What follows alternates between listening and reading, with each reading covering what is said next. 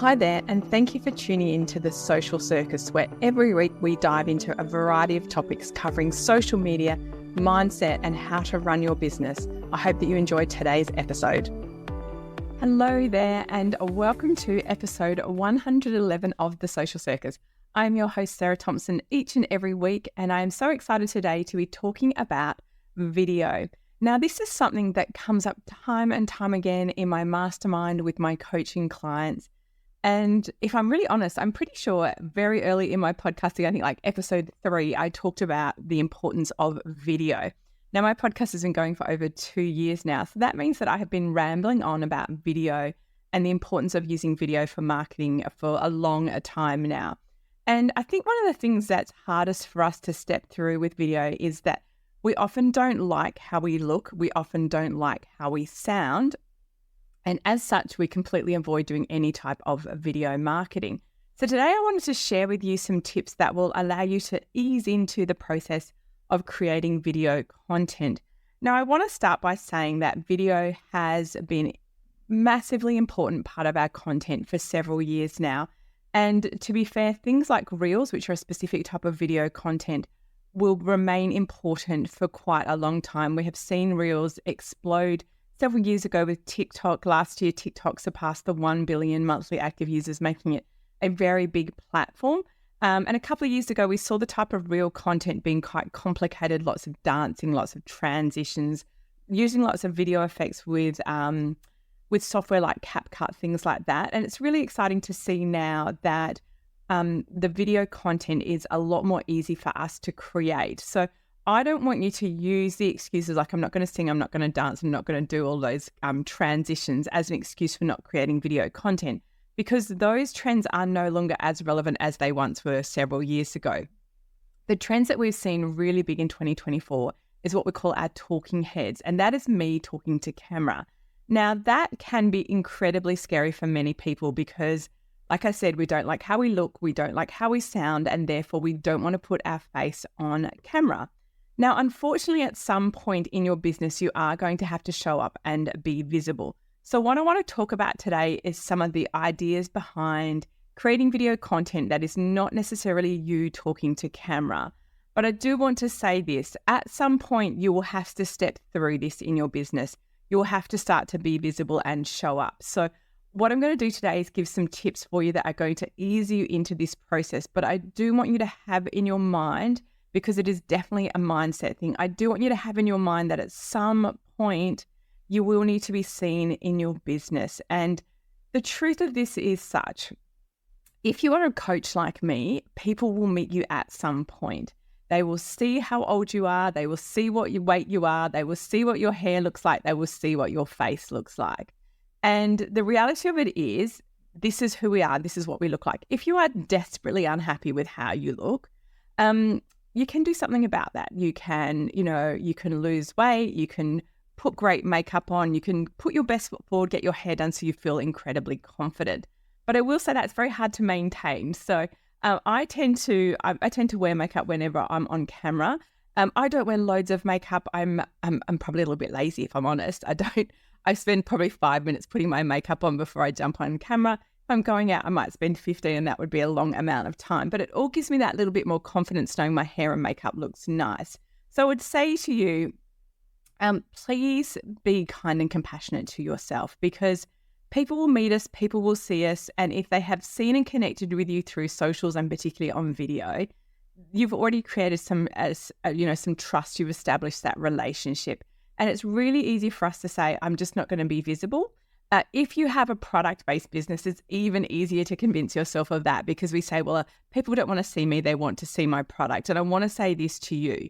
If you don't tell me who you are and your story and a little bit about you and your why behind your product-based business, I will go to Google and I'll race to the bottom on price, because I don't understand your values.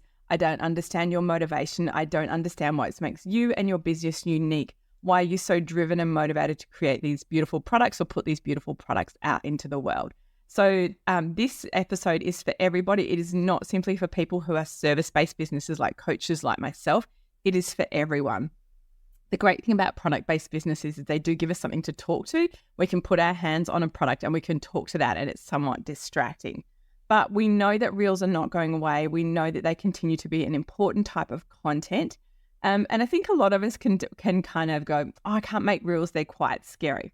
So I want to set a little challenge for you today before I talk about easing into, and I want to talk about stories particularly on Instagram. Now, stories on Instagram are a great way to kind of dip your toe into creating video content, because what you can actually do is create a video that is under 60 seconds, and you can just do a little, hi, good morning, it's Sarah here from Online Social Butterfly. I hope you're going to have a great day today. I'm really looking forward to it. Happy hump day, happy Wednesday, whatever it is.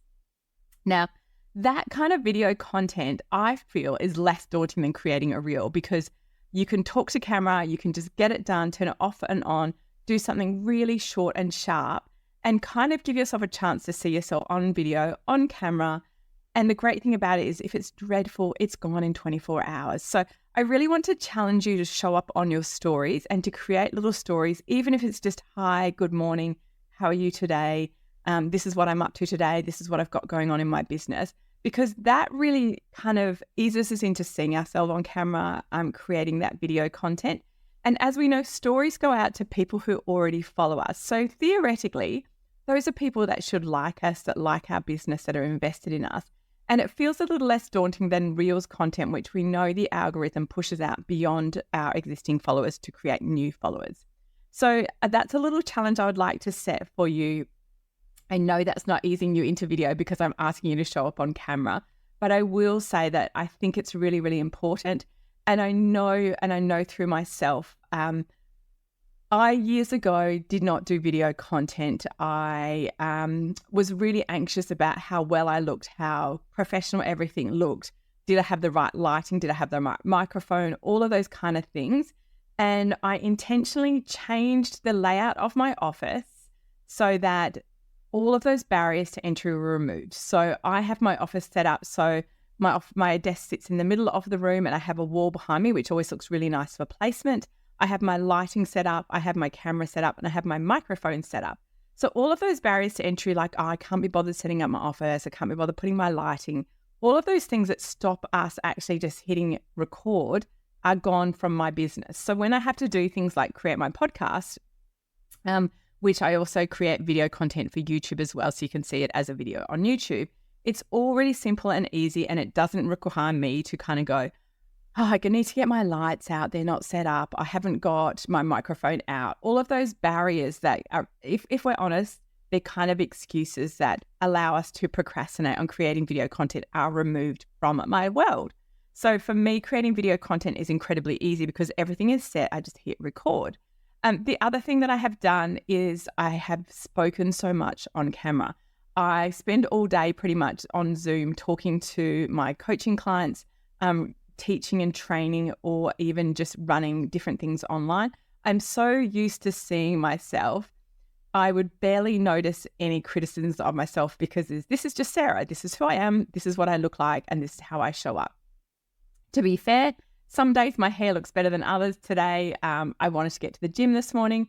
So my hair has been freshly washed and blow dried, but it has not been styled. It has just been dried off. It's fine. It's okay. And when I look at it, I'm like, it's okay. It's not perfect, but it's absolutely fine. And for those who are listening to my podcast, it doesn't really matter. Some of you might be listening to it on YouTube or watching it on YouTube and you can see me. I don't think you're offended if my hair isn't perfect. And I want you to remember that when we create video content, it is not about me as the person creating the content. It is about you as my audience and the value that you get from it. So one of the things I used to tell myself in the early days of video content, it's not about me, it's about you. It is not about how I look like. It is not about how I judge myself. It is the message and the content that I have to share. And the message is really important for me to share with you because it allows you to get to know me. It allows you to understand my expertise, and it allows you to connect with me. So when I meet people now, it is really common for people to recognize and know me. And there are no surprises. This is what I look like. Sometimes I look better. Sometimes I look worse. The comment I get most frequently when people meet me is, wow, you're so much shorter than I thought you were going to be. So I'm 162 centimeters, or in the old school, I'm like 6'2.5", 6'3". I'm very short, and I'm okay with that because that's who I am. But that's the comment I always get. No one is ever surprised by what I look like. They've already connected with me and they've gotten to know me. So I want you to think about that, because it is not about me. It is about my message, and it's about delivering value to you as my audience. And if I was to stop doing that, I know that it would have an impact on my business. So I want you to think about that for your business as well. It's really, really important. Now, let's ease into some video, and let's talk about how we can create video content, which is not you talking to camera. Hopefully you'll get to that point, but I want to give you some ideas on how you can create video content that is not you talking to camera. So one of the things that I think is really, really important is starting to create your own video content. Now, if you use tools like Canva, which I love, there is so much stock video content on there, which is amazing. I love it. I use it absolutely in my business. But one of the things I would like you to start doing is creating your own stock video footage. Now, this sounds really weird, but there are lots of ways in which we can create this that becomes our own content. So here are a few ideas that can create stock video footage. So it can be things like you typing on a keyboard.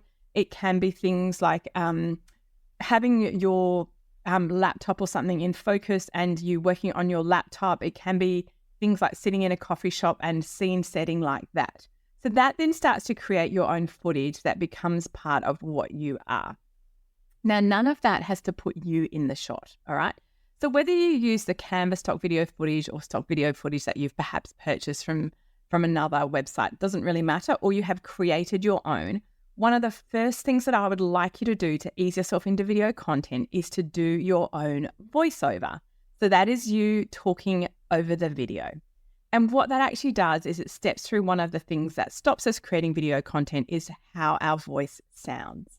Now, it's really fascinating the things that we have in our head about our voice. And I really struggle when I hear people say this, because changing our voice is incredibly difficult. This is what we sound like. Last year, I did a course, and shout out to Louise from the Percy Institute. I did a course on etiquette and manners, particularly around business.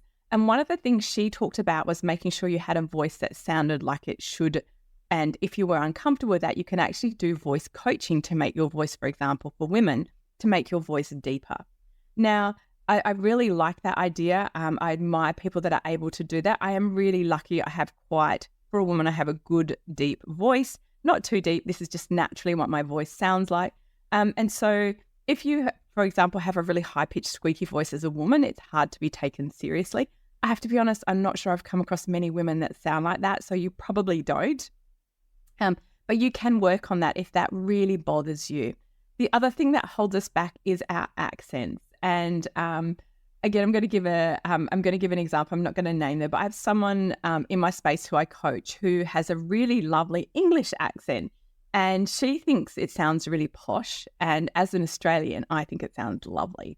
And so she has stopped creating video content because she doesn't like how her voice sounds, because we live in Australia and she has an English accent, which is British.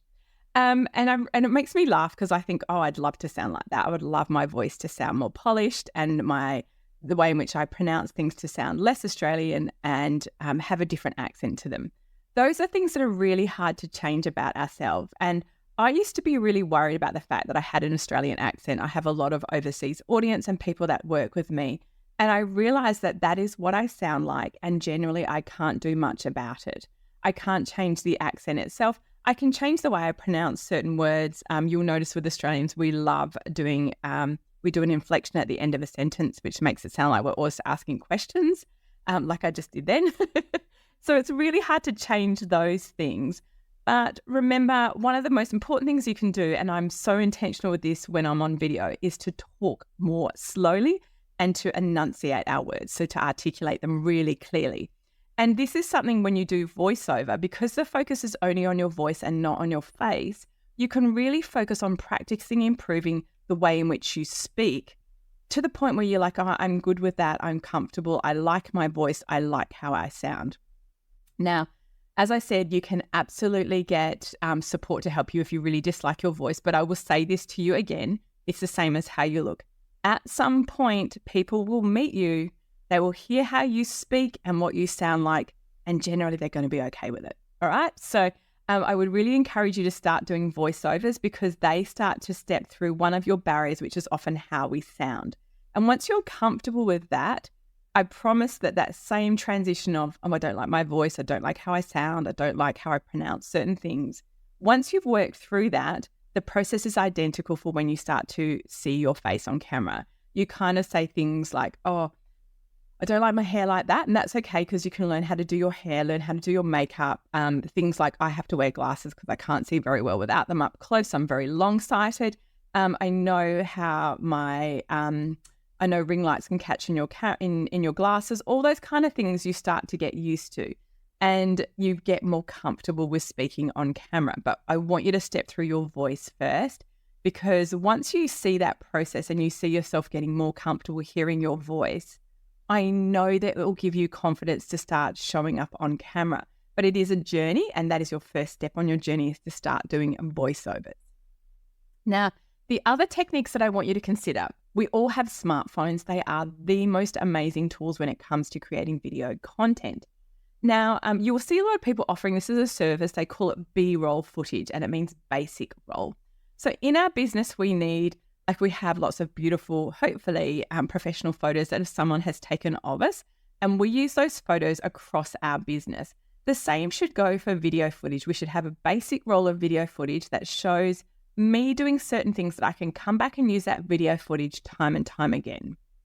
Now, with that B-roll footage, you can actually go, like in Perth, we've got a couple of female entrepreneurs that offer B-roll shooting days where you can go to certain places, take some fun video content, work with other women. It's super exciting to kind of create that video content. I've actually gone with my husband who works in the business and my son. We went to a couple of beautiful hotels and we shot some B-roll around there of me to use in my business. Really, really handy to have that. If you don't have ideas for B-roll, put it into ChatGPT and say, I run a business, this is my business, give me some B-roll footage ideas. Trust me, there are thousands. But I want to give you a couple that I think are really, really good. That again, it eases you into seeing yourself on camera. So we've talked about now having a voiceover, and I want to now talk about your face on camera, but not talking to camera. So these are ones at which we can call like setting a scene or creating those kind of angles and shots that are interesting and different. So a couple of ideas which I like. Obviously, you tapping at a screen at a laptop look really nice. You don't even have to be looking at the camera. You can be looking at your screen. Having your, again, if someone can help you with that, ideally, but if not, buy a tripod, buy a selfie stick. I've got one of those. They're brilliant. And create that video footage of you typing on your computer, talking on your phone. Another great video footage, I have this on my B-roll, is me drinking a coffee, okay? I love coffee. I drink it a lot. And this is me sitting there drinking coffee. I kind of look contemplative. Really, really simple footage that, again, I'm not talking to the camera. I can use it with captions. I can use it with voiceover. I can just use it with music. It creates that footage that I can use time and time again. So I want you to consider that, because again, it starts to get you confident seeing yourself on camera, but we haven't combined voice and face yet, okay? So we're easing you into this process. So other ideas, as I said, sitting is really great. Walking is really good. You can walk towards the camera. You can walk away from the camera. Both work really, really well. I recently used in a reel, and I shot it as a B-roll. I'd had my hair and makeup done as a photo shoot. And when I do that, I always come home and my husband and I shoot loads of video footage. And I just pulled a bunch of faces. I have a very expressive face, and which is fun, but it also means I wear all of my emotions on my face. I have a very bad poker face. But that then means it's really fun footage to create videos of me just pulling different faces. And I use that again I think I used it during my mastermind launch, like on what it feels like to run a business, all that kind of roller coaster of emotion. So really fun to do that. Other things that you can use is just video footage that's of you but far away. So you're not the focal point. So you can try different angles. When you're creating video footage, particularly if you can get someone to help you, the two things that work really well is getting down low and getting up high when you take video footage, because most of us take it at the same height as the person we're videoing, and different angles that are actually really, really interesting. So if you were in a group of women, you can have someone taking video footage of you talking to someone else. Again, you're not looking at the camera, you're doing something else. So that's really, really interesting. So I want you to consider those kind of ideas, because they're really fun. They're really easy. They get used to you seeing yourself on camera, but you still haven't put your voice together with your face yet. So that's okay. Now, two things I really like on my iPhone, which I know are on Android or phones as well, in your camera itself, you can do both time lapse and slow motion. Now, these are really fun to create a different kind of video footage to show something that you're doing. So I use time lapse often to show what my day looks like, which to be fair is quite boring. I sit at my desk and I talk to, it looks like I talk to my computer, but I'm talking on Zoom or I'm talking on video. And that's what my life looks like. And it's not glamorous or sexy, and it's very authentic. So when you're doing your regular day, so if you have sort of a product-based business, if you're creating product, time-lapse videos are amazing. If you're packing orders, time-lapse videos are amazing. If you're doing the things that you do, like answering emails, all of those, people want to see what it is that you do and them to be authentic. I think that most of us are fairly jaded at the thought that people have these laptop lifestyles, living in Bali on a beach. This is what my work looks like. I think most of us don't believe that. And we love seeing people be really authentic and genuine. So I want you to consider that as a really good idea. The other shots that I really like are what we call over-the-shoulder shots. Now, again, you probably need a tripod for this or someone to do it for you, but it's essentially the back of your head and you're shooting video, talking towards the camera, or you don't even have to be talking, but it can be if you're doing something so we can look at your screen.